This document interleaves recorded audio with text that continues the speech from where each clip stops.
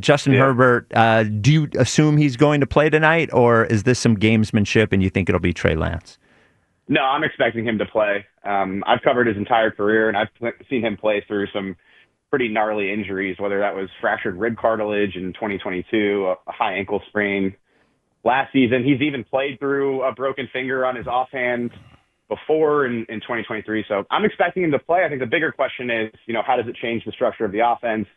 How much will he be able to play under center? How does that change things from a game plan perspective for Jim Harbaugh and Greg Roman? Daniel, from a identity standpoint, it's been a little hard to figure out. Most people would think of the Harbaugh team as a run-based sort of offense, but Justin Herbert has put the ball up pretty well this year. Has had a lot of success throwing the football this year, getting the ball spread around to his guys. So they throw the ball with effectiveness as well. Him not being, I wonder how will this broken hand sort of affect what they do going into the game tonight?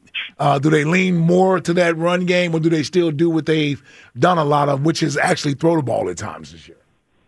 Yeah, I would expect them to lean into the run game for a few reasons. Obviously, number one is what Herbert's dealing with the hand.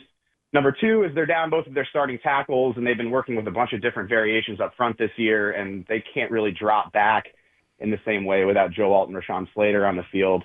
And then you go back to how the Eagles defense played against the Bears in that Black Friday game, what the Bears were able to do on the ground, getting into a lot of spread formations and 11 personnel and being able to run out of some of those looks. So I would expect them to run a decent amount. I don't think it's as much related to Herbert's hands as it is like they can't really pass protect when they're going into traditional drop back just because of the injuries.